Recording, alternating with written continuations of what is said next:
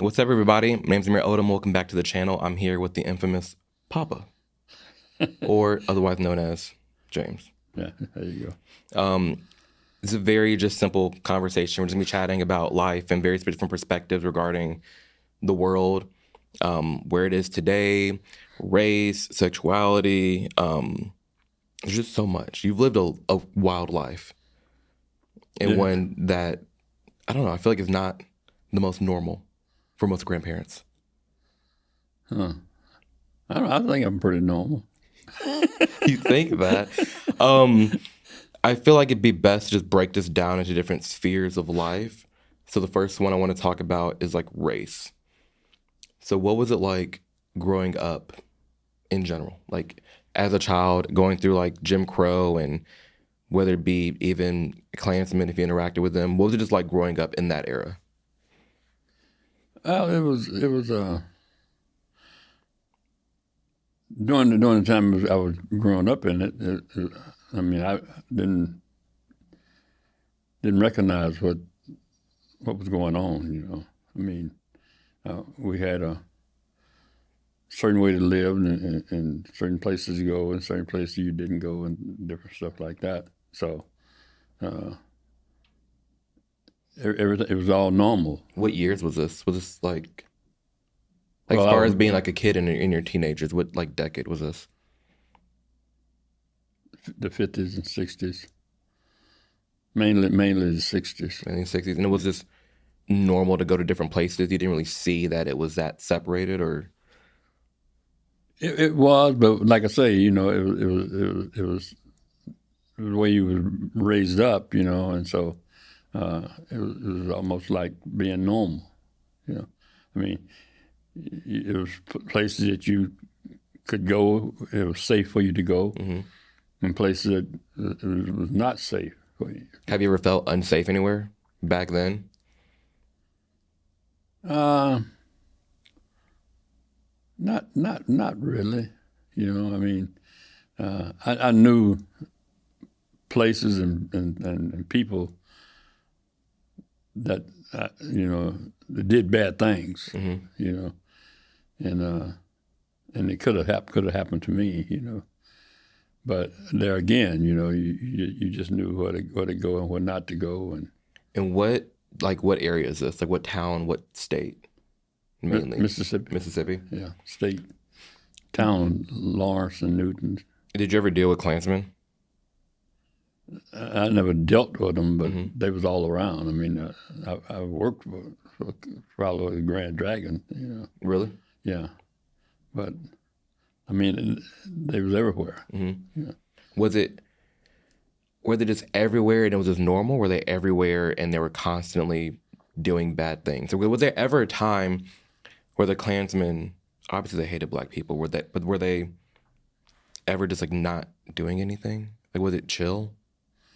It was everyday life for them, you know. I mean, because I mean, the Klansmen was white and we were black. We're black, you know, and the Klansman was superior to the blacks, and so that's the way it was treated, and that's the way it was accepted.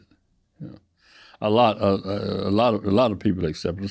Some people didn't accept it, you know, and as we progressed, less and less people accepted it, and that's why you end up with the civil rights movement. Did you ever meet any Klansmen that didn't want to be a Klansman?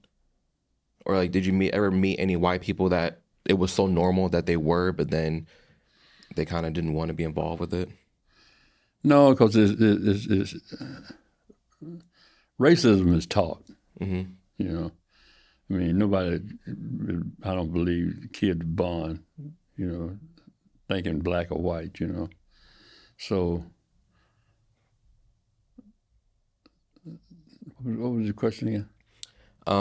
Like, do you feel like there were white people out there that were Klansmen and they didn't want to be?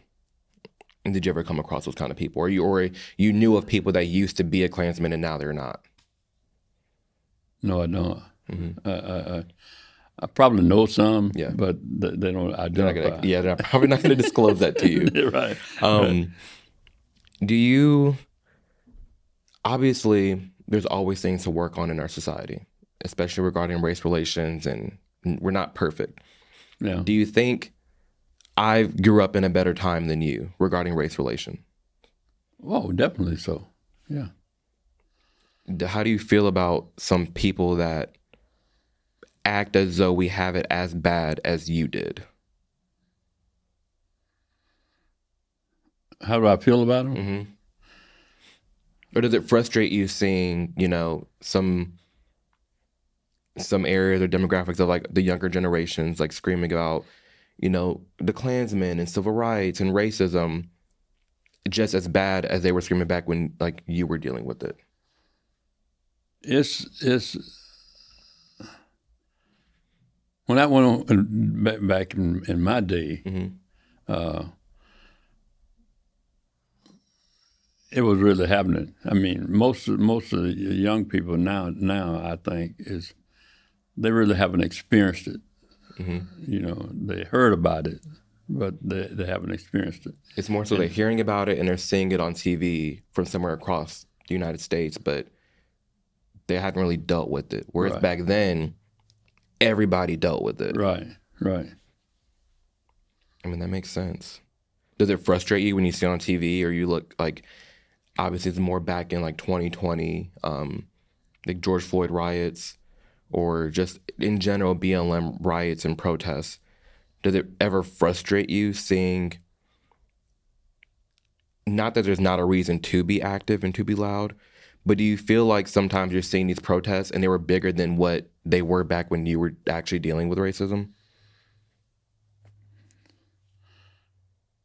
Well, me personally, Mm-hmm. I think race is being used in a bad way now. I mean, if every time something go wrong, it's the white man's fault. Mm-hmm. It's because I'm black. I think back to your earlier question about if you think we're better off now than we was back then. I think yes, we are better off now than we was back then, but a lot of things that we can complain about now, we can actually do something about them instead of just complaining about them. Right. So We have a lot more options to actually do or create, right, and make change. When you were my age, y'all really couldn't do that. right. And there's a lot more people now probably complaining than actually doing something about the situation. Exactly. It's so interesting too, because it's like, I've always said that Black people should be taking more accountability for the community and the actions, and there's a lot more that we can do. And Sure. we look through past, like, your grandparents. You were able to do way more than your grandparents. Sure. And I'm able to do way more than what you were able to do. Right. And so there is this progression of being Black in America that actually is getting better. And there's more things that we can do. Not to say that there aren't some things that we can change, but just a baseline, objectively looking, we have it way better than the past. Sure. Wild. And speaking of like race, you're in an interracial relationship. Really. Interracial. And how long have y'all been together? 43 years. When did y'all meet? 1982. What was it like? Did you get pushback for being in a relationship? Did you get clowned on by like other Black people for dating a white person? A little bit, but it was mostly done behind my back. Really? I knew, the same with white. I knew that I never really been treated bad, so to speak, with white people. Yeah. But I knew that they didn't like me being with my wife, So, but we've been treated well. What made you not care what other people think? You just I mean, I'm taking care of myself, you know. I mean, my wife loved me and I love her, and I wasn't looking for a white woman. She wasn't looking for a black man. We met each other and we liked each other and enjoyed being around each other. So we decided to get married. It's all that matters, really. Yeah. It's how y'all treat each other and not exactly how it's being viewed or what people are saying. Right. She didn't care and I didn't care, you know. And we've been respected for that. You know, I think people have mostly respected us for it. Did you ever get disrespected within the black community? Like, did you ever fit in with the black community and black culture? And because nowadays there's this whole idea of having a black card and fitting into this ideological box of what being black is and what it's supposed to be. I know for me, you know, Sierra, a lot of my friends, we've all been bullied for not being black enough, for speaking white, talking white. Was that a thing for you? No, you know, my dad, which was he was my dad, number one, but he was also my best friend, you know. And he always taught his kids. He had 10 of us. And I'm sorry, who? My dad. I didn't know you had 10 kids. Yeah. Oh my goodness. Did you know I was a twin? I knew that. Okay. And the twin's gay, right? Was gay? No, that's my oldest brother. The oldest brother was. Yeah. We'll get to him later. But I didn't know it was 10. Yeah. Wow. Yeah, my twin brother died. Yeah. But what was the question? We're talking about how, fitting into the black community and like this idea that you have to fit into black culture and. Yeah, I never bought into that. I mean, I get along just as good and communicate just as well with whites as I do with blacks. You know, some whites I don't like, some blacks I don't like. It's valid. So, but I never. I think that black card you're talking about, I think it's used too much. It's a scapegoat. Yeah. You know, and it definitely is. I feel like it does more harm than good to trap us in these boxes when we are aware of what you gone through in your past and what your grandparents gone through in their past. Now, black people, we're really free to do whatever we want. You just said something. You said gone through. Yeah. I mean, you're leaving what you went through it. You left the other behind. You know, so I mean, yeah, you I went through terrible times. I didn't realize it was terrible times. I mean, because just the way it was, you know. But I'm not going to live back there, you know. Right. So you're not allowing yourself to stay in that mentality. Well, for one, it was so normalized, like you didn't even really see that it was that bad.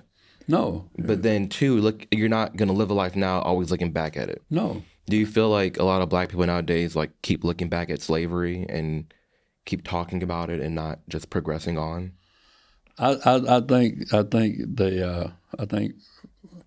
black people is a lot smarter than that. But I think a lot of us use the black card when getting in tight spots. You know. Do you feel like, well, for one, real quick, was my great great grandpa would be your grandpa, right? Yeah. Sound good to me. Was he a slave? Like, how far to slavery back? Like, how close am I to slavery? Okay. My mother, dad, which is my grandpa, Yeah. My great-great-great-grandpa, yes. was married to my grandmother's. How did it go now? My granddad married to my grandmother. My grandmother's parents were slaves. Oh, wow. Okay. Yeah. That's insane. Yeah. It's... So what are we thinking? Like 18... It's in the... Right at the end there. I got the dates. Do you think... Man. I'm going to get it? Yeah. That is tight. There you go. You got to be a man, don't you? That's right. I get my genes from somewhere. Thank you. Yeah, it's just wild to think about.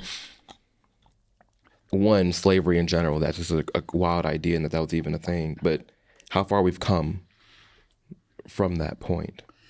Yeah, sometimes I get to one, let my mind go on vacation, and I think about different stuff, and you're talking about how close slavery, how close are you from slavery, For myself, I think about it, it's about what my mother, grandmother, and her parents, about four generations. Yeah, that's it. Yeah, that's close. And it's a simple question. How are you light-skinned? Especially your mother. My grandpa, my mom's dad. Your mom's dad. His dad was white. He was a slave owner? His dad was. Okay. That's... Okay. Yeah. So my sixth great grandpa was a white slave master. Right. How did he end up with a black woman? There's a lot of slave owners. So a lot of slave owners is cheating on their wives with the slaves? Right. Scandalous. That's wild. Yeah. And was it always... Obviously it's bad, but like, was it always bad? Like, was it always rape, or was it also like affairs and like love stories? Where like, well, it was rape because they didn't call it that, but that's what it was. Because no means no. And do you think there were some black slaves that wanted to get with the master?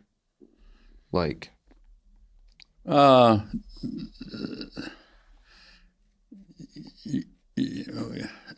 kind of hard to say because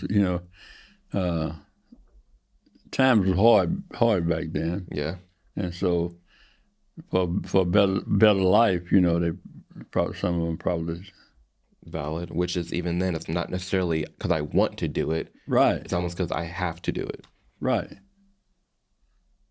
That makes sense.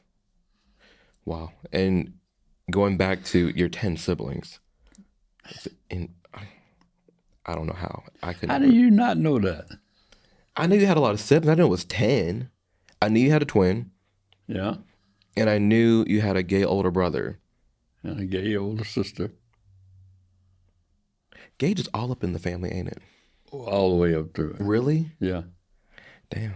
Well, I get it from somewhere.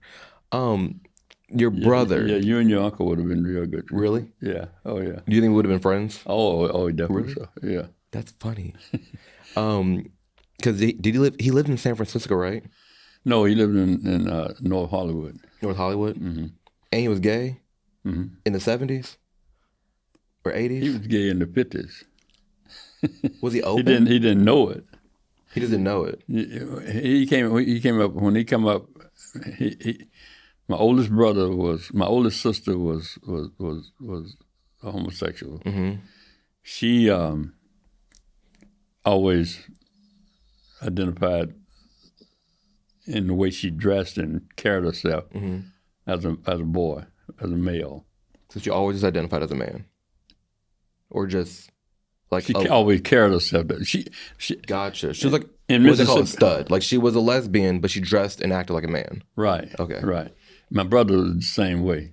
And this was the Lesbian Sister. That was in the 50s.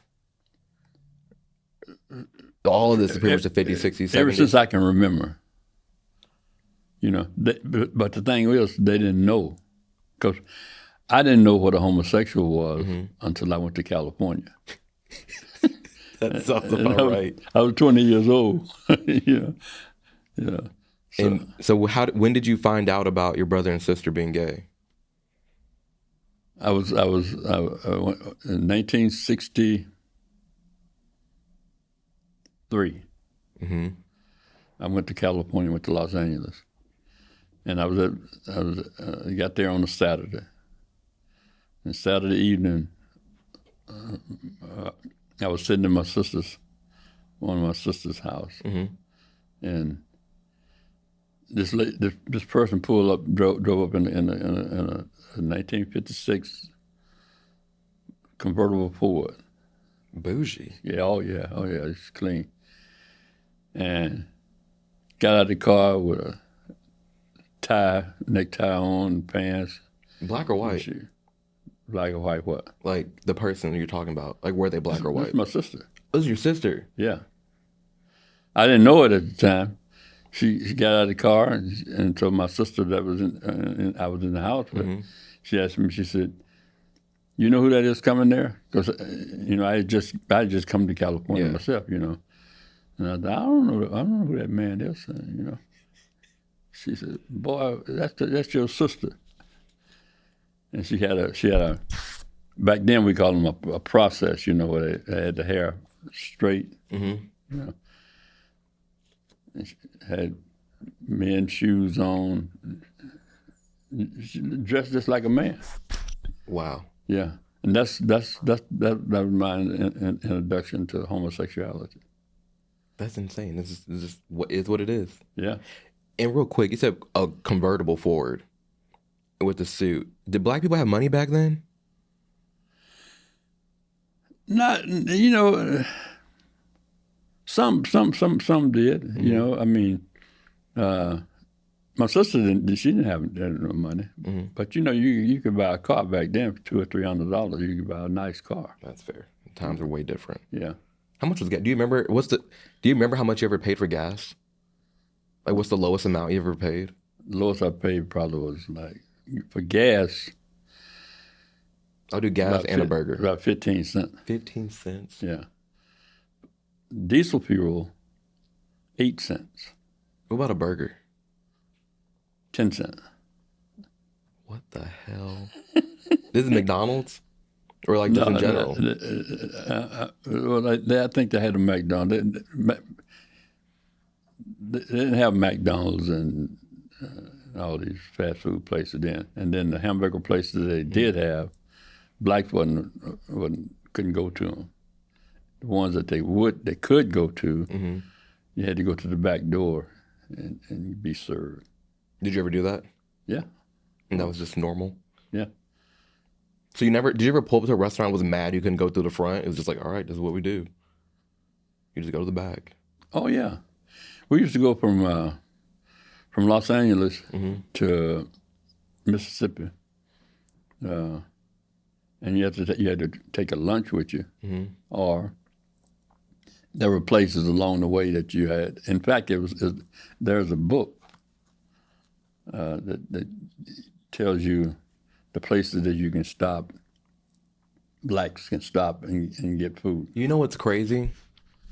Is I was just about to say, so they had a yellow pages for black people on like where you can go eat. Back then, that makes total sense. Me driving from LA to Mississippi, I have a guidebook on where I can and cannot do, basically where I can and cannot go get business and get food or whatever. Right. it blows my mind that I can do that now still by option. And I was requested by Black people. It's the same thing where now I can go on Google Maps and say I only want to see the Black-owned businesses. Mm-hmm.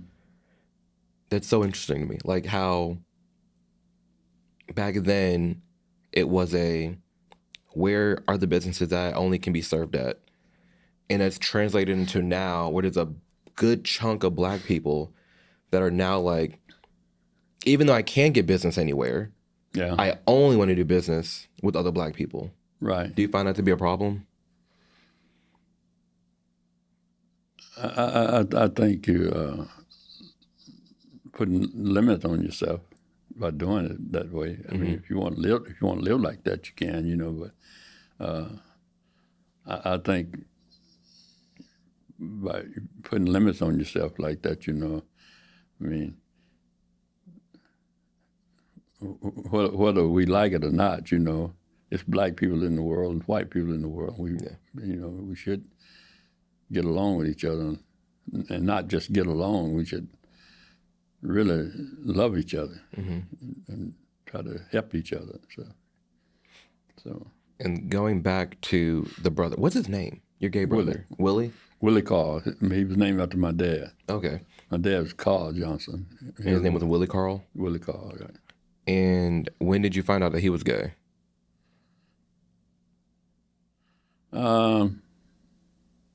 See, we didn't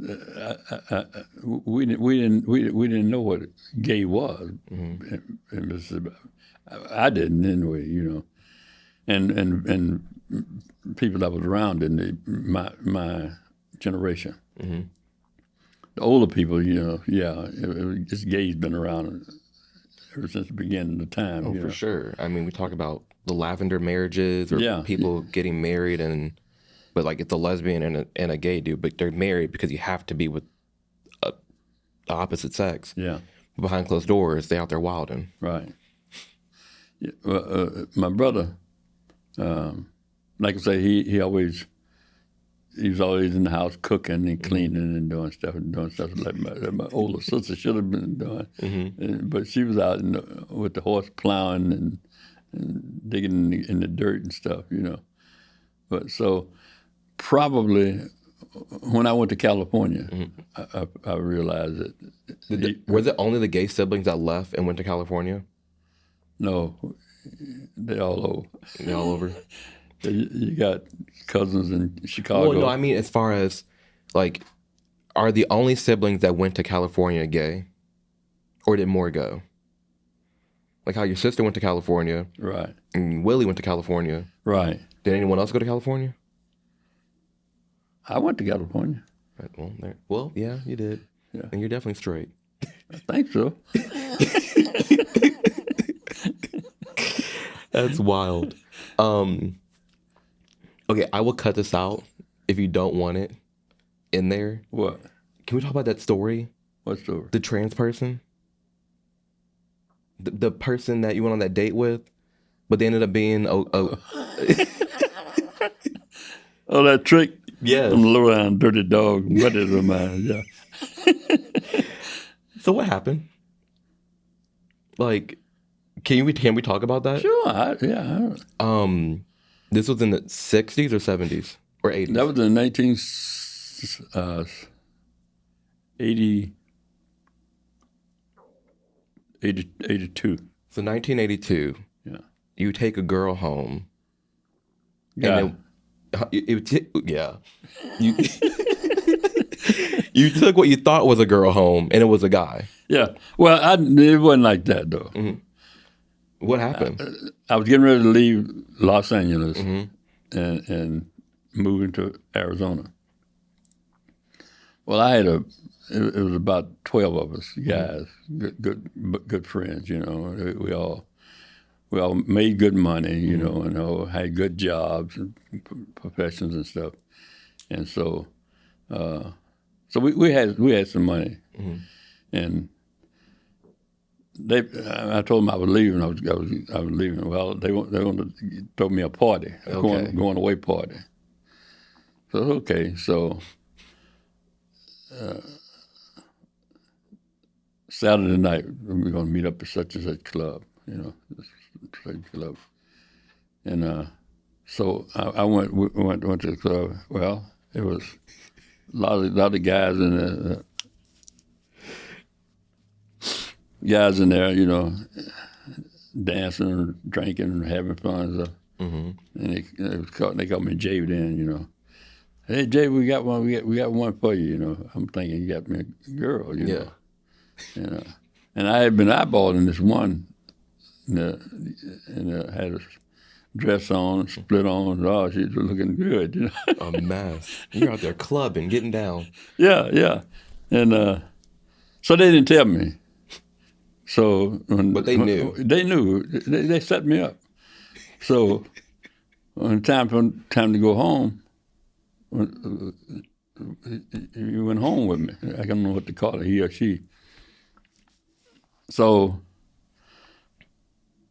I was trying to kiss him, and he never would let me kiss him.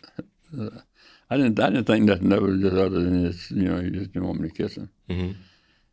But we get to his apartment. I drove my car, and he drove his car to his house though, and went in, and he forgot to lock his door. Mm-hmm. That was key, because what happened was we was in there getting all hot and bothered and stuff. And I felt between his legs and the son of a gun. I was hung. So, so I said, oh, shit. So he said, well, I'm going to go get to the bathroom and get comfortable. I said, okay. So he did that. I went to the door. You just left? I left. Fast. I left fast.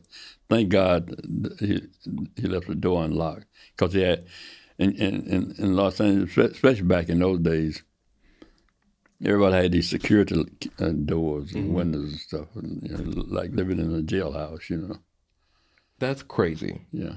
Were you a big clubber? Did you go out and dance a lot? Oh yeah, that's what you did. Did you ever have platform boots? Oh yeah. Do you still have them? Bell bottoms. Do you still have them? No. I want them. No. You used to wear like the big platforms and the bell bottom, like bell bottom dashikis. Did you have an afro? Oh yeah, huge afro. You realize like the copy and paste. Like I go to Party City, and it's like a '70s costume. That was you. I got arrested for vagrants. For who? Vagrants. What is that? Hanging out. You got arrested for hanging out? Yeah. Like just being. I was a hippie. Oh, you're a hippie. Yeah. Well, this. I was what they called hippie. I was, yeah. Did you partake in any hippie activities? A lot of them. Really? Yeah. That's probably exactly where I get it from. Let me get some Mother Nature. That's wild. And how about Willie? How did Willie pass? He had AIDS. And that was during the AIDS epidemic? That was in 1993. Mm-hmm. He passed. He contracted it in about early 80s, like 82, 83, somewhere like that. He told me in Charlotte. We were real close. Mm-hmm. I mean, this was my big brother, but we was real close. And he told me in Charlotte. He never admitted that he had AIDS, but he always said he was HIV positive. Okay. And he died in 1994. Mm-hmm. Yeah. So. I remember you telling me about him when I was sent. Do you realize what that was? My trip there? What? My trip in 2010 to your house for a week or two? My conversion therapy? I kind of sort of saved your life. Yeah, you did. Because Mother was going crazy. Right. So people that don't know, I realized I was gay in 5th grade. We're still friends to this day.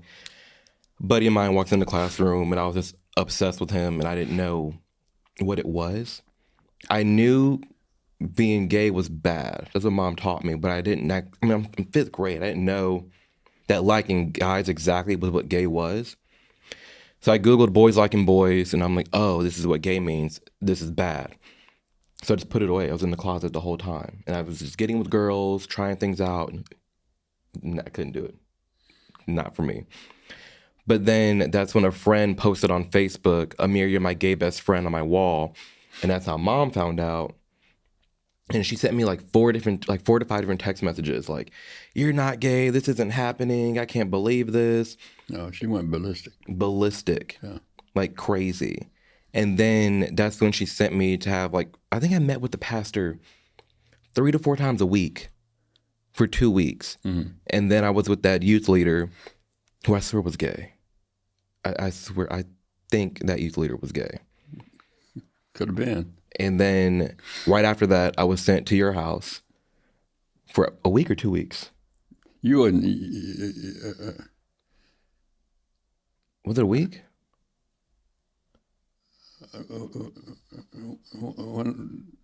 That one summer, I was there for. You were there for longer than a week. Yeah, you were there for a while. I don't remember how long. It was a while. Just hang out, do straight things, manly things, because you own a lot of acres of land. Yeah. You have, at that time, you had the horses, the cows, the chickens. I remember riding ducks, the ATVs, all the cars. Make a man out of you. Yeah. Oh my gosh. As if men can't be gay. Yeah, I remember that. That was, for me, it was fun. Like looking back, I realized why I was there, why she sent me there. Because like the pastor and the youth leader was not working. So it's like, oh, let me just send him to be with a man. But it's like, that was never the problem. The problem was vagina. And it's not for me. And it wasn't for Willie. And yeah. It was in the family. Mm-hmm. It's a lot of gays in the family. Really? Yeah, close, like first cousins. Go ahead, push that closer to you, the mic. Yeah. How many gay people was in our family? I have no idea, because Chicago, you have a lot of relatives in Chicago. Do I? Yeah, and the very first one that I know of to this day was my first cousin, my daddy's brother's son. Mm-hmm. He was gay. He the one introduced my oldest sister to the lifestyle. My brother Willie, he realized that he was gay, I think, mm-hmm. when he was in. I would love to go back to like the 70s and party with you and Willie. Oh, it was some wild times. That would be so much fun. Because it all makes sense. Like, what kind of music were you listening to back then? Was it all like house music? Was it like disco music? Was it, like, what music was it? R&B. I have it on my phone. Really? Yeah, a lot of it. We need to play it back in the car. Yeah, but no. When I first went to California and got with Willie, mm-hmm. and roller derby was a big thing back then, and Willie was good friends with the Thunderbirds. The Thunderbirds. Yeah, I have to look them up. And there were several of those guys and ladies in there. And they were all just dancing and riding on the roller skates. They was fighting. It was. What drugs were in the clubs? Was it all just coke? Or not that much? Back then, it was mostly like heroin. Heroin? Yeah. In the club? Oh yeah, that's what. Yeah. That's wild. Heroin. You didn't hear a whole lot about cocaine mm-hmm. back then, but acid. A lot of acid. Mm-hmm. A lot of acid. What about shrooms? Mushrooms? Pretty much like acid, but they're like Yeah, mushrooms. yeah, I know. I'm just trying to think. Didn't hear too much. Once in a while, you get a crazy Indian. Crazy Indian around. They got mushrooms, Appalachia. Yeah. Did your friends do acid? If they want to hang with me, they did. Did you do a lot of acid? Huh? Did you do acid? Yeah.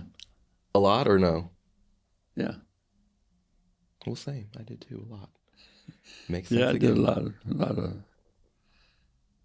window pane. What window pane? Yeah. It was a small, like a little piece of plastic about the size of a match head. Mm-hmm. And average person, you could cut it into 4 little pieces. You barely could see it on your finger. But one of those things, one of those pills, if you want to call it a pill, would get at least 2 people high. Wow. Yeah. When's the first time you did acid? The first time was probably, it was in the 80s. How old were you? 25? Yeah, something like that probably. What, out of all the acid trips you've been on, what was the most, like, biggest takeaway for you? If there was one. So for me, like my first big trip, like my biggest takeaway from it was just how like small we are in this planet and how there's something bigger out there. And from that point on, really, I just learned that this isn't it. Like this life that we're on right now and where we're at today, this isn't it. There's more out there, and to just always walk around with respect and integrity and love. And I don't know, it's very introspective for me. Like I loved it. Yeah, you was, yeah. Do you think I would have been a hippie back then? Or probably not. Probably not. You and Willie would have ran together. I wish I would have met him. Yeah, But yeah, do you have like a memorable acid trip that you've gone on? Yeah, I do. It was off of, at that particular time they called it Super Cool. Mm-hmm. And what it was cool cigarettes dipped in angel dust. The hell's angel dust? That You don't want it. okay. Noted. I was at home. It was Christmas, and I was at home. You tripping on Christmas? You was tripping on Christmas? Yeah.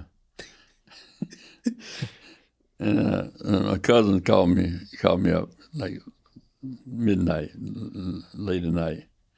Hey man, you need to come over here. Over here, him and some more people. Getting high, and man, we got some stuff that's good. It's the best stuff I ever had. You need to come over here. This is in Los Angeles. And okay, so I jump up and put his clothes on and run over there. Mm-hmm. And I get there and walk in the door. And the door was open, and I walked in. And my cousin was laying up against the wall. James, don't do it. Don't do it, man. I'm on a trip. If I ever come off this trip, I ain't gonna never go back on another one. Yeah. Oh. Ain't nothing. So I'm me. You know, nothing can be that bad. You're up for the challenge. You're like, yeah. I mean, come on. And yeah, angel dust was another one. You heard of that? No. I'm gonna be looking all this up. Yeah. Angel dust, Super Cool. Was it fun for you? What was your most fun time, like era in life that you look back, like those were a good like 3 to 5 years of just like, it was just fun? Because I know throughout your whole life you've enjoyed everything. Yeah, I didn't know no better, you know. I mean, I was doing some stuff. I mean, womanizing, you know. I've been married 3 times. Yeah. You know, that tell you something about me. That's fair. Yeah. So, I'm not proud of it, you know. I'm thankful that I can sit here today and talk about it. Yeah. You know, I've asked God to forgive me for my sins, and He has. You know, so I'm glad about that. But when I look back over my life, I did some terrible things. You know, I mean. Abuse people, you know, because friendships, you know. I was a. What advice, looking back? Because I know, you know, you've worked through it all, but because for me, I wouldn't necessarily change anything about the past, because I wouldn't. If it wasn't for the past, I wouldn't be who I am today. Yeah. But if you were to give someone advice, maybe not your younger self exactly, but someone that age, what would you tell them? Especially, let's just pinpoint to, I'll say, your 20s. Like, what advice would you give to someone that's 25?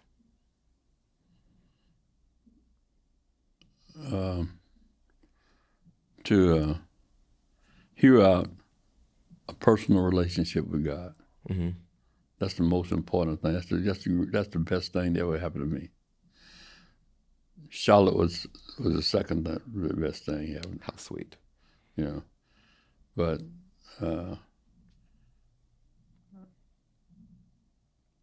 when I was in 1980, about 1984, 85,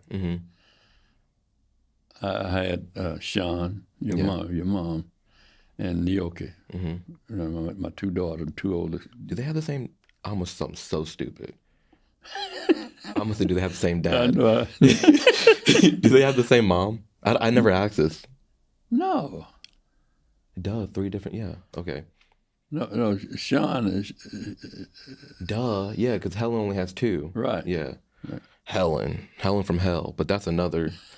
I'm thankful that you met her, and that Sean happened, and that I happened. But you was crazy for that woman. Like, dating someone like her, she's crazy. She was fine, though. And you know what's messed up about that? Back then, that was the deal. I've seen pictures of her when she was in her 20s and 30s. Yeah. She was bad. She was snatched. Yeah. And she used to tell me how she was a groupie for like the Isley Brothers and stuff. She was. Was Granny a thought? A what? A thought. Was she a hoe? I don't know, because I was one, so I guess, I mean, if you were a groupie at that point, she's open about it. We were talking about it in the car before. No, she I don't think she was. But she was she took care of herself. She took care of herself, but what am I trying to say?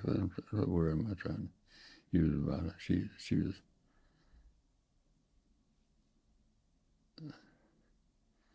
She did what she wanted to do. Yeah. You know, I mean, she was the type of person that you say, you know, you don't do it, or you can't do it, or you just messed up, buddy. Yeah. You know. She was very, and is very, like, direct. Yeah. I mean, it's like when we were living in that trailer, and then we left the trailer and moved in with her, and then she didn't want us there. And she was like, all right, bye, you're gone. And then that's when we moved back up to Chicago in like the homeless era and hopped around different houses. But even like 6 years ago, this was 2018. No, 2019, because I was going to move to Texas with the Hubs. And I asked to move in with her, and I'd pay her utilities for 3 months before I moved to Texas. And she said, yeah. You know how long I was there? I was there maybe 16 hours before she was like, all right, you're gone, bye. And I was like, okay. And so I left again. And then that's when 2 days later she fell up the stairs and had to get her toes amputated. Really? Yes. Because no one was there to help her out. And she had just kicked me out. Yeah, I vaguely remember. I don't remember you living in a trailer. The one in the Murfreesboro one. It was me, Was that Sean. the trailer? It was a trailer. It didn't have wheels, so maybe not a trailer, but it was them homes that you see on the interstate. It was. I spent the night there in Murfreesboro. Which one? Because Helen had a townhome, and we had that. It was about the length of this, maybe a two of these, but it was about this wide, maybe a little wider. I had the big room. Sean had the room up front. Tiara had the room up back, and it was a tiny little like front room, and it had little steps, and it was a legit rectangle, looked like a semi truck. I was there, but I didn't realize. I was there at night. I brought some horses. I brought horses down there for sale. You and these horses. Yeah. Yeah, so many animals. But yeah, that was like a trailer. It was. I remember there was gunshot shells out front one time. It was a wild era. I never stepped foot outside that house. I was terrified. Because I always got picked on by the other black kids for not being black enough. Or like being bullied for being gay. Even though I didn't really know I was gay at the time. But I always stayed inside. I know. Because, I think about this now. In fact, I tell people about this now. You know, you and Tiara, you was on one end of the couch and she was on the other end of the couch, and y'all was talking to each other on the phone. Mm-hmm. Yeah. Yeah. And I thought that was nuts. That's my homie. Tiara's the homie. And it's funny. I'll take a picture and put it on the screen. I'm so black. Okay, I have this scratch right here. What's wrong with being black? Ain't I'm being black, I just can't see it. You can't see it? No. I see it right there. I'll have to show you later in the car. But I have this long scratch right here. And to my memory, because it was a core memory, I had got that scratch from a chicken head. Here we go. And I was gaslit by some friends and family that this never happened. And I don't know what you're talking about. And I'm like, guys, I have this scratch on my hand from a flying chicken head. And blood squirting everywhere, and a beak scratched me. Well, you know, we butchered 99 chickens. Yeah. So it could have happened. Yeah. Because it was that time me and Tiara went. Yeah. And I remember Tiara being there, but I don't remember you being there. Yes. I would never forget all the poor chicken. Well, I hung them first. I don't know how. I hung them on the fence. And when you hang them on the fence upside down, all the blood go to the head and they go to sleep. And so that's humane. Yeah, you know, they go to sleep and you know. That was a traumatizing farm. You know, when they wake up, they as of recently, all my trips to your farm have been traumatizing. One has been for being gay, and the other was doing. What do you mean for being gay? Well, the one where I went there for 2 weeks. Oh, and, yeah. But then also this farm one. Oh, that was too much farm stuff. And you took us from the suburbs and stuck us in the country. Yeah, but you know where chicken come from, though. The country. The chicken leg and chicken breast. We don't talk about where it come from. We just talk about how it's good. Yeah. Have you ever processed your own chicken? Yeah? Or no? That's what we was doing. Oh, duh. With you're a trooper. I can't. I cannot. That's what we were doing. Those chickens, we raised them from a guy from University of New Mexico. Gave us those.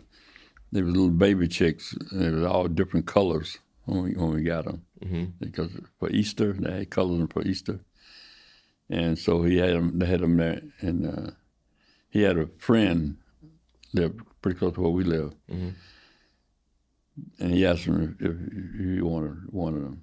So he didn't want them. So long story short, we got those chickens and raised them up, and we butchered them. And just process that. Butchered them, ate them, Before we wrap this up, yeah, I'm gonna go through some quick questions from the viewers that some people had. So you got viewers on here? Not right now, no. But like, I told people I was gonna do this, and they're like, "Oh my gosh, I have questions for Papa." They love you. People were leaving comments like crying, talking about, "Oh my gosh, he reminds me of my grandpa, and he sounds so wise. I could listen to his voice all day." And I don't even know who these people are. No. Gina says, "What did you eat as a child? Like, what was your favorite food that your mother or grandmother made?" My mom used to make me lemon meringue pie for my birthday. That sounds gas. Man, I had the whole pie to myself. That's awesome. What about your grandmother? What about her? Did she cook anything, or was she around, or? My grandmother was my mom's mother. Mm-hmm. She lived with us, and she was not a friendly person. Oof. Yeah. I don't ever remember her cooking anything. Yeah. Do you cook? Do you like to cook a lot?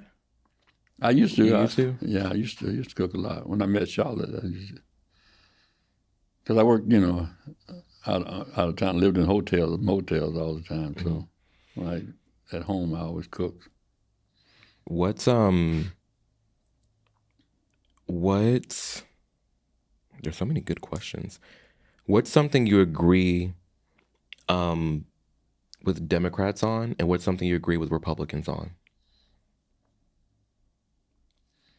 Or even just left versus left and right. Like, what are some perspectives that you have? I agree that just a lot need to be done. It could be, it should be done. Mm-hmm. Regarding like race relations, or just like in general? In general. Mm-hmm. In general, yeah. You think so? Both sides really can use a lot of work. Right. Who was your favorite president? If you have a favorite president. I really don't have a favorite. When I first president that I remember. Where were you when JFK died? Do you remember that? Yeah. Where were you? I was in Newton, Mississippi. I think I was, I don't know what I was in, about the 5th or 6th grade, 6th or 7th grade, something like that. Mm-hmm. What do you think about the economy today? That's a very loaded question. Yeah, it is. The more I thought, that's extremely loaded. Do you think I'm living in a good economy, or like you were living in a better one? I almost say you, because you were buying houses and cars for the price of grapes. See, that's just the thing, I mean, when I come along, you could buy. I remember the last house I bought in Los Angeles. I paid $35,000 for it. That was a mint back then. That was back in 1976, I think. That was a lot of money back then, But that house today is selling for over $1 million now. 35. That's a car. Yeah. Oh, the first car, the new car I bought was a 1963 Chevrolet Super Sport, top of the line Chevrolet. $2,700, brand new. So, but as far as the economy goes now, I think we're doing a lot better than what a lot of us think we are. Mm-hmm. We'll have to do this. I'll just have to come back. We'll have to do this again. I just want more. There's so much we can be talking about. What's something? I know you gave the advice for a 25-year-old about God, but for someone listening out there right now, what other piece of advice would you have for them?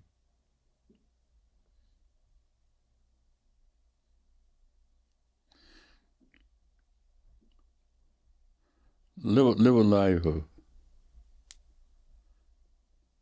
I did it instead of I wish I had done it. Mm-hmm. When I'm dead and gone, if I go today, mm-hmm. I'm good. You're chilling. I'm good. I've done everything that I can think of that I wanted to do. Been more places than I ever been. Some places I can't even pronounce the name of them. That's awesome.